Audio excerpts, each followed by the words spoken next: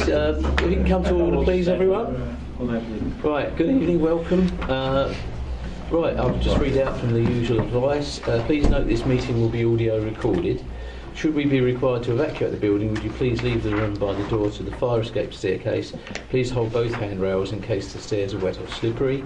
If anyone is unable to use the stairs, would they please allow others to exit the room before they go to the fire escape door, where they can then be given assistance. Our assembly point will be in the public car park at the side of the Civic Suite. Please do not delay your evacuation to collect any belongings, and please do not return to the building until given permission to do so by council staff. Right, good evening everyone, welcome. Right, here we go then. Right, so apologies for absence. June Lumley, I believe, is absent at the moment. Any others? No. Non-members attending, we've got Councillor Gooding and Councillor Shaw. Very welcome. Minutes of the meeting held on the 5th of October. There were a couple of amendments. Yes, Chairman, just minor. They should be showing Councillor Gooding as visiting that meeting, and indeed show Rob Manning as present as well. Thank you, Chairman. Right, conspicuous by your presence. Absolutely. Right. So, other than those amendments, members, are you happy for me to sign them as a true record? Thank you. Any declarations of interest, please? If anything arises during the meeting, please declare it, then we'll make sure it's annotated. Right, item 5, matters referred to the executive and reports from other committees. There are none. I've just lost my picture. And go straight into item 6 then. Can't get it.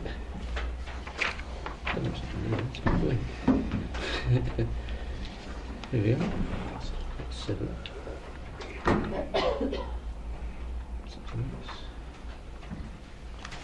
Here we are. Right, item 6 then, which is report to the 151 officer. And I believe, Simon, you're going to help us out initially on this one. Just make a start. Rob will take you through the detail. First thing that you'll notice, and that a number of members have commented on already, is that 2.4 we've got a slightly different format of presenting the information, which allows for a greater degree of transparency with all the different things that we're doing. We're putting in there all the variations from the original set budget.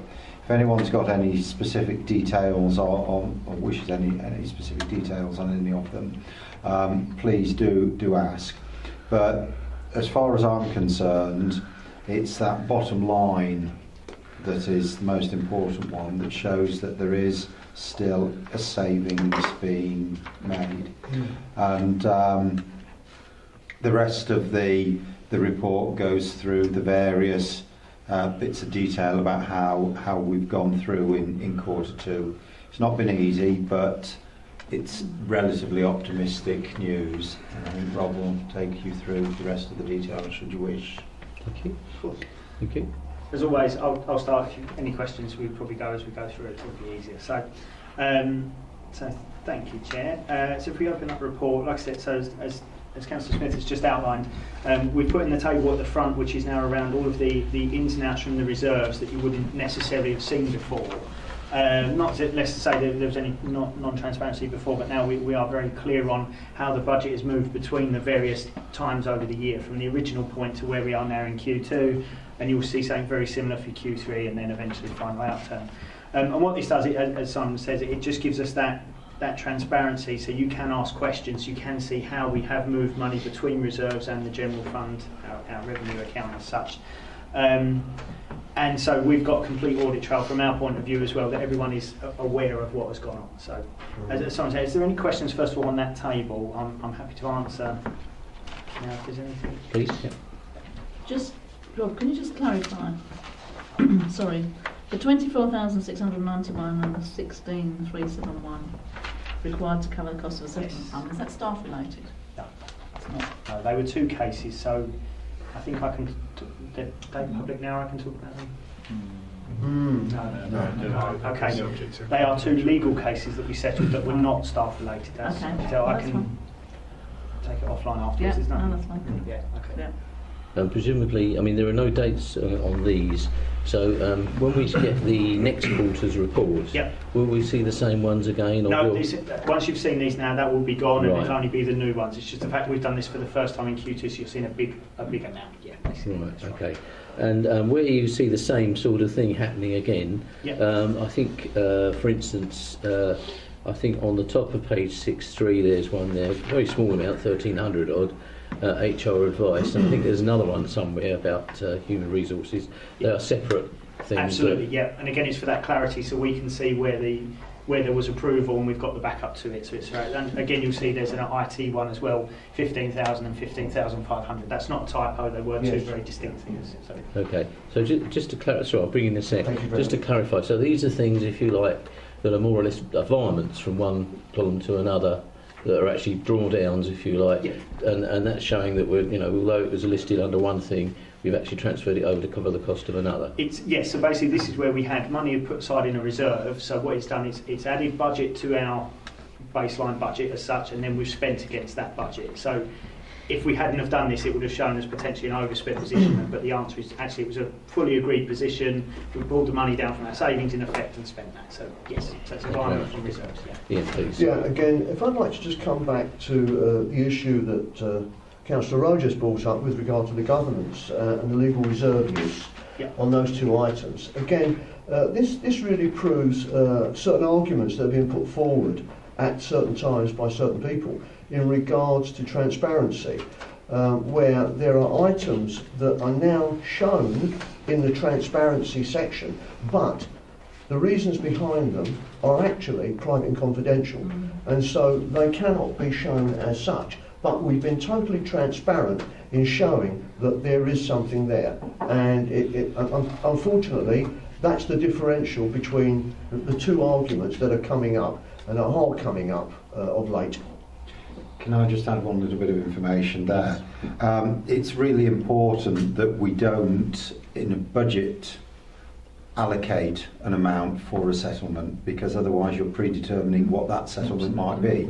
A settlement can go either way depending on the relevant factors of the case. Yep. If you allocate in advance, there's a predetermination. So these sort of things will always come from the reserve. Absolutely. And just as a last point, I think there's always a contingency reserve in any event, isn't there? Just to cover the cost of anything completely unforeseen. Absolutely. Yeah. Yeah, okay, that's fine. Yeah. I mean, and just as a to give you some confidence there, to be honest, if this page was 100 items long, that wouldn't actually reflect in any way good or bad on the financial standing of the organisation. These are, in most cases, one-off items that have either been planned for, so therefore we've got a reserve in place as such, or as something which is unknown, but we put the money aside for it. This is exactly how you should deal with these sorts of things. What you don't want to do is put in lots of money into your base budget for potentials and one-offs and contingency, because that's quite a dangerous way of budgeting. So this is actually the much better way of doing it. It's transparency. You put money aside in your reserve savings account and you just draw down to it the things that you need that you were expecting. So it's absolutely the right way to do things. So it shouldn't be seen as a negative. That's what I'm trying to get across. Okay, thank you very much. Any other questions, please? Right, members, go back to 1.1. Note the quarter 2 16-17 revenue budget and capital position contained in paragraphs 3 and 4 as shown in Appendix 1 and 2. To note and agree the quarter 2 16-17 capital monitoring report in Appendix 2, and to note the current financial performance on key revenue financial indicators as shown in Appendices 3 and 4. Are you all in agreement with that? Agreed. Thank you very much indeed. Right, so go to item 7. Should be... That's it. Right, so this is about the voluntary sector grants. I did ask Simon about this because normally we make these decisions in, well, the actual decisions on how they're apportioned in December, but I understand we don't do it that way anymore. Well, it's a change. We can do it any way we determine, but I felt it was much more appropriate to allocate the grants after the budget had been set. It was the other way around previously, where we'd set the grants prior to the budget being set, and that was an anomaly. We do have some restrictions if we're going to significantly alter any of our big recipients' grants, but I haven't without determining which way the grants will go, I haven't sensed that there's any big flavour for playing around too much with the amount of budget that we allocate towards grants. So the applications will be going out shortly, and they'll be in place so that as soon as the budget is set, the grants can be determined. Okay, thank you very much. Any questions, please? Yes, please. With regards to the larger recipients, and I'm thinking of particularly RADS and CAB we have here, they receive from us a lot of what I refer to as gifts in kind, i.e. parking spaces, help with rent and rates and what have you. Although it doesn't come up against their amount that we give them from the pot, is it allocated against them what that value is that we do give them by other means? Yeah, I'll be honest, it's not something I've really looked into, but I think my first time It has been in the past. Yeah. The value has been, Mm. but the nature of it means that it is quite difficult to be definitive. Yeah. But when the officer is doing the report on the individual organisations, the totality of what they receive is considered. So that's taken into account. Okay. Okay, and that's I think a figure that should be mentioned within our own sort of sum up at the end of the year, if you like, because I think that's I suppose you could call it a gift in kind. I mean, if it's premises use, if it's use of parking spaces, if it's help, it might just be electric and water, that sort of thing, and heating. So I think you can in the same way that you'd have a recharge relating to any of the departments here, you can probably allocate it in a similar sort of way for that. Ian, you wanted to say something? I believe there has been a discussion amongst members with regard to some sort of ad hoc discretion on a pot or an amount that's put aside for very small donations to some of the very smaller charities that are out there, which maybe don't have the wherewithal to put in a proper application per se, and it may only be maybe £50 or £100. Would we be looking, or would we consider a sum that could be used as an ad hoc amount, where we have small charities and small things that are going on around the district, where they can apply, where they don't necessarily have to go through this robust rigmarole. It could be a lighter touch. Is there something that we can put into view? We could. So there's obviously my initial thought would be, as long as it's within the existing pot as such of what our sort of charity sector money would be. Obviously, my concern is, and I'll be totally honest, is fraud and about the reputational risk. Yeah. And so I do appreciate putting in low monetary values, but I suppose at what point does it become viable for us to do that? But it's something. I mean, I think that's something that we won't be ready for this year. No. But I think if we're in the position to do grants again next year, which we obviously hope that we will be, then that is something that we will perhaps be looking to do in some form or another. Well, I'm sorry, I was just going to say, and John's prompted me on this, bless him, just to say, I mean, it is within the gift, I think, of the portfolio holder, and perhaps with the portfolio holder community as well, with advice to each other, to sort of take that forward and how the format in which they want to do that. I think one of the problems is, I mean, we do get people who apply for grants for literally a few £100s. But there's quite a bit of form filling for that, and some of the smaller organisations, wouldn't necessarily have the wherewithal or the kudos, if you like, to do that.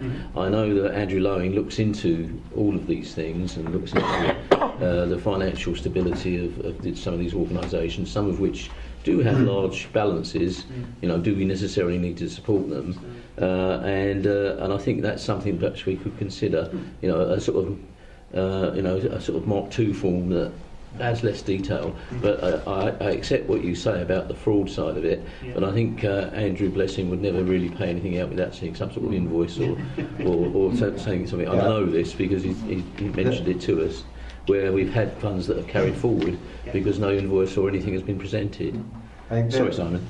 I think if a little bit of time can be given to work on what the best format is, because obviously we don't want it to be based on things that we just happen to come across or people who just happen to know the right person. We want something that we can tell the community about. So I think an appropriate time Yeah. would be to have a launch when we've had chance to just sit down and think of all the practicalities and potential downfalls and advantages of what a scheme might look like. Okay. Thank you. Right. Any other questions, please? Right. So decision. This is it's basically putting in place a procedure for allocating the voluntary sector grants for next year. Open applications to the small grant scheme for all community and voluntary groups, and confirm that Rochford Rayleigh and District Association of Voluntary Services will receive top slice funding from the same pot based on previous performance. So our members agreed on that? Agreed. Thank you very much indeed. I think that's the final paper, so thank you very much. Well done, all done.